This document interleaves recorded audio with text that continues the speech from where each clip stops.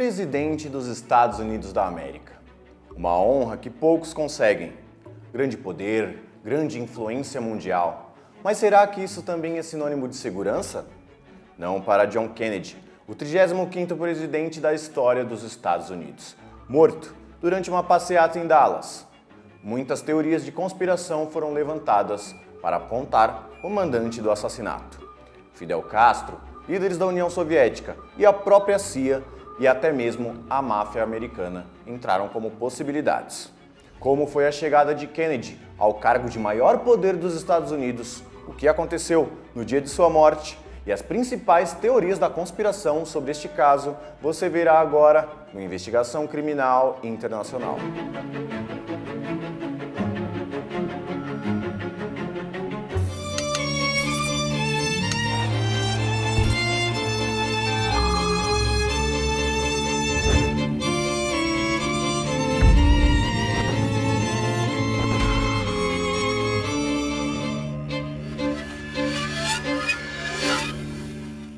John Fitzgerald Kennedy, nascido em 29 de maio de 1917, em Massachusetts, era filho de uma importante família local. Seu pai, Joseph Kennedy, possuía um grande capital político e foi embaixador dos Estados Unidos no Reino Unido entre 1938 e 1940. Já a sua mãe, Rose Fitzgerald, era filha do prefeito da cidade de Boston. Assim, já era evidente que fazer parte de uma família de elite e com envolvimento na política afetaria o destino de JFK e seus irmãos. Ele cresceu em meio a diversas excursões para a Europa, que contribuíram para sua formação intelectual. Na década de 1930, ingressou na conceituada Universidade de Harvard, formando-se em ciências políticas. Além disso, também teve a chance de estudar na extinta União Soviética, tendo uma vasta experiência acadêmica.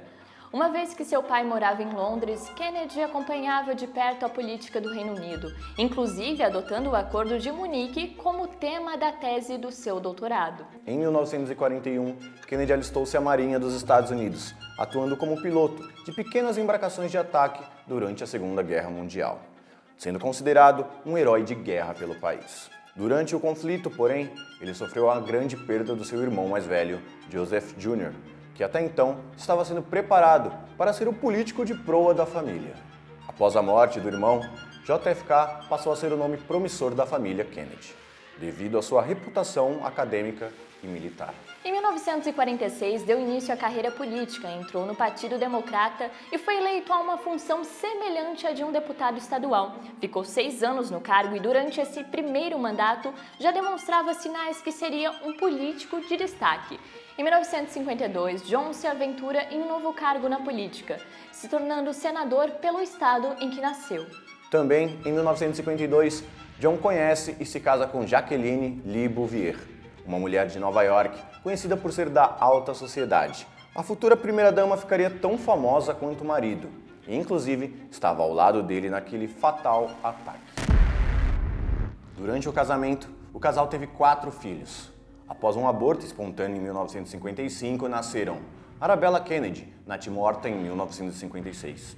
Caroline Bouvier Kennedy, nascida em 1957 e a única ainda viva. John Fitzgerald Kennedy Jr., nascido em 1960 e falecido em julho de 1999. E Patrick Bouvier Kennedy, que nasceu prematuro e faleceu 2 dias após o nascimento em 1963. Após a morte de John Kennedy, Jacqueline se casou mais 2 vezes. Em 1968, se casou com o magnata grego Aristóteles Onassis, que faleceu em 1975. Depois, ao final da década de 1970, casou-se com um mercador de diamantes, com quem viveu até o final da sua vida, em 1994, devido a um câncer linfático. Em janeiro de 1960, John manifestou interesse em se candidatar à presidência dos Estados Unidos pelo Partido Democrata. Após ganhar as eleições prévias internas do partido, foi oficialmente candidato em julho do mesmo ano. Seu vice, Lyndon B. Johnson, popular nos Estados do Sul, era a principal estratégia de Kennedy para ganhar a eleição, apesar do grupo próximo a ele ser contra a ideia. As principais questões do povo estadunidense em relação à candidatura de Kennedy incluíam a religião católica do candidato, a corrida espacial contra a União Soviética e a crise com Cuba. Com isso, as eleições de 1960 se tornaram uma das mais disputadas desde 1916, resultando na vitória de Kennedy. O então eleito John Fitzgerald Kennedy deu início ao seu mandato em 20 de janeiro de 1961. Em seu discurso de posse, falou sobre a necessidade de os americanos serem mais ativos, proferindo o que viria a ser uma de suas frases mais famosas. Abre aspas. Não pergunte o que o seu país pode fazer por você. Pergunte o que você pode fazer por seu país. Fecha aspas. Como presidente, John Kennedy prometeu um maior financiamento federal para a educação, cuidados com a saúde dos idosos e intervenção governamental para travar a recessão econômica. Em 1959, Fidel Castro liderou a Revolução Cubana, que derrubou o governo de Fulgêncio Batista e estabeleceu o governo socialista no país, aproximando-o da União Soviética e representando uma ameaça aos interesses dos Estados Unidos da América. Em 1961, o presidente John Kennedy apoiou exilados cubanos em uma tentativa de derrubar o poder de Fidel Castro, como a invasão à Baía dos Porcos. Com cerca de 1.500 exilados, foram a caminho de Cuba, esperando contar com o apoio da população, o que não ocorreu. Em 3 dias de confronto, os soldados cubanos liderados por Castro venceram os exilados. Entre os derrotados, muitos ficaram prisioneiros em Cuba, enquanto os que conseguiram fugir exilaram-se nos Estados Unidos. A invasão foi um fracasso para os Estados Unidos e se tornou um trunfo que consolidou o poder de Fidel Castro, que teria recebido informações antecipadas do ataque e, portanto, estava preparado. A corrida espacial foi uma disputa entre a extinta União Soviética e os Estados Unidos pelo domínio da órbita terrestre. Os países competiam a partir da demonstração do avanço de suas tecnologias espaciais, o que terminou a levar o primeiro ser humano à Lua. A União Soviética levou ao espaço o primeiro ser vivo, a cadela Laika, em novembro de 1957, e o primeiro homem a dar a volta na órbita terrestre, o soviético Yuri Gagarin, em abril de 1961. Isso fez John Kennedy declarar que os Estados Unidos levariam os primeiros homens à Lua, prometendo que o faria antes do fim da década de 1960. Após diversos projetos, a missão Apollo 11, em 20 de julho de 1969, levou Neil Armstrong e Buzz Aldrin a serem os primeiros seres humanos a caminharem sobre a Lua. Durante a Guerra Fria, uma das grandes tensões entre Estados Unidos, União Soviética e Cuba foi a chamada Crise dos Mísseis. Após a derrota na Baía dos Porcos, o Serviço de Espionagem dos Estados Unidos detectou que a União Soviética estava instalando uma base de lançamento de mísseis em Cuba, os quais eram capazes de alcançar o território norte-americano. John Kennedy chegou a decretar quarentena a qualquer barco que se aproximasse da ilha caribenha. Em determinado momento, 18 barcos saíram da União Soviética a caminho de Cuba, o que marcou um grande momento de tensão entre os países. Porém, 16 deles recuaram e outros 2 foram abordados pelas forças estadunidenses, sendo liberados após uma inspeção. No dia 22 de novembro de 1963, em Dallas, o presidente estava desfilando em uma comitiva, junto com sua primeira-dama. O governador do estado e a esposa deste também estavam presentes no carro. O objetivo do evento era aplacar divergências internas do Partido Democrata, já avisando a reeleição. Enquanto desfilava no carro, John Kennedy recebeu um disparo fatal na cabeça, cuja imagem rodou o mundo inteiro. Após cerca de 80 minutos de buscas pelo atirador, um policial avistou uma pessoa que correspondia com as características informadas. Quando o agente saiu da viatura para abordá-lo, o suspeito sacou uma arma e atirou contra o policial, o assassinando. Testemunhas viram o ocorrido e, após a captura do suspeito, confirmaram que ele era o responsável pelo assassinato do policial, acusando-o também pela morte de Kennedy. O homem foi identificado como Lee Harvey Oswald.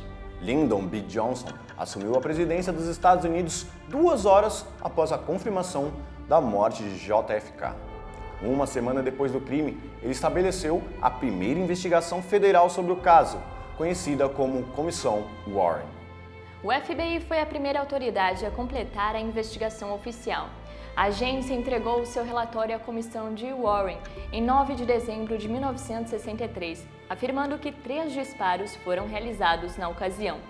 O primeiro teria atingido o presidente, o segundo o governador de Dallas e o terceiro foi o que acertou fatalmente a cabeça de Kennedy.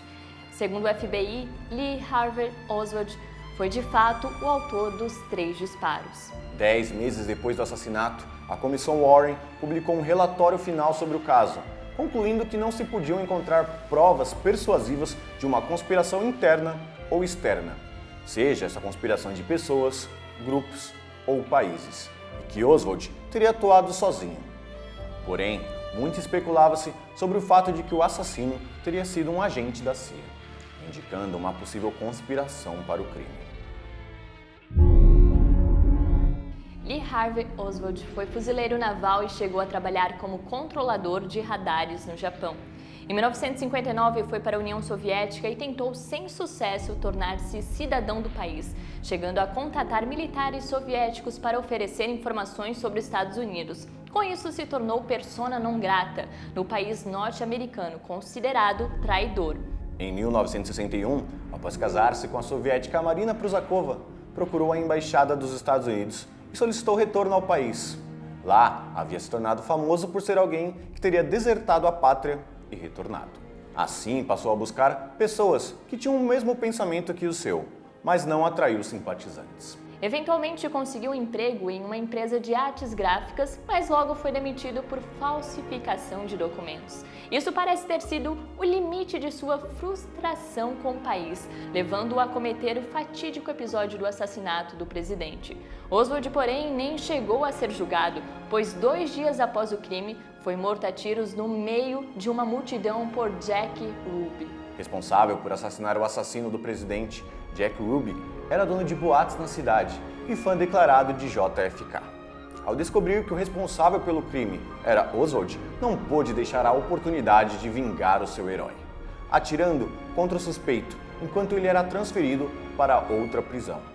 Em 1964, Ruby foi julgado e condenado à morte, mas teve sua condenação cancelada ao confessar o crime.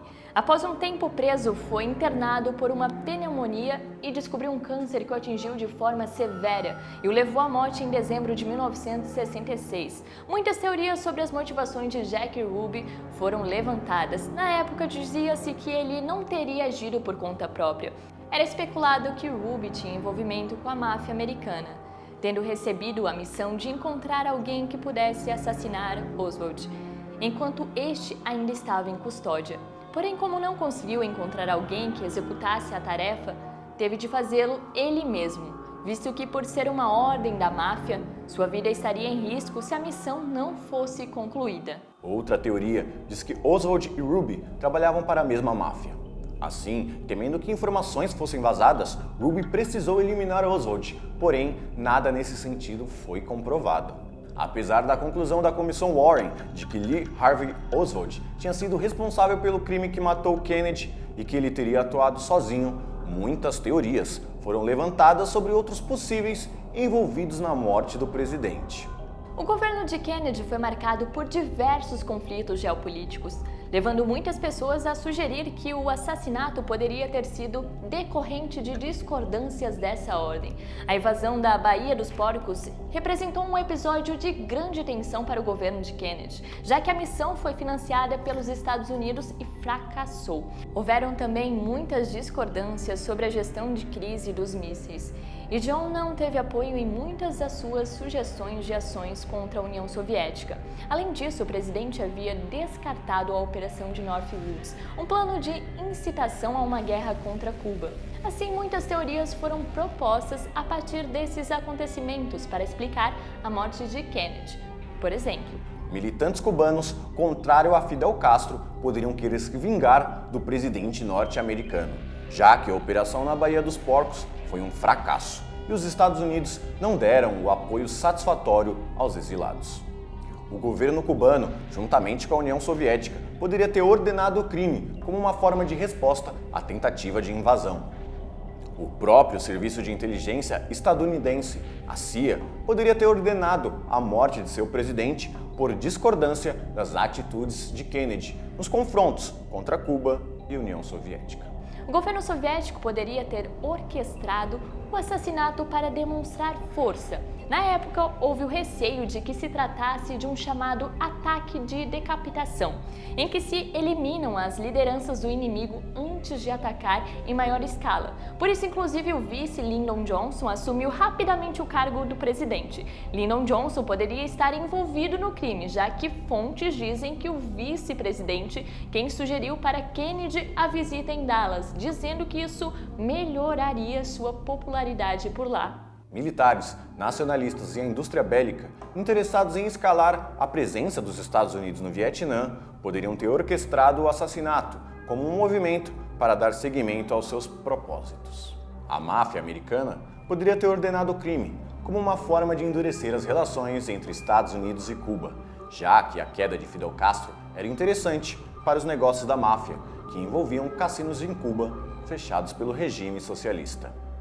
Em dezembro de 2022, com a permissão do presidente dos Estados Unidos, Joe Biden, foram liberados cerca de 97% dos documentos sobre o caso do assassinato de John Kennedy, os quais até então estavam sob sigilo.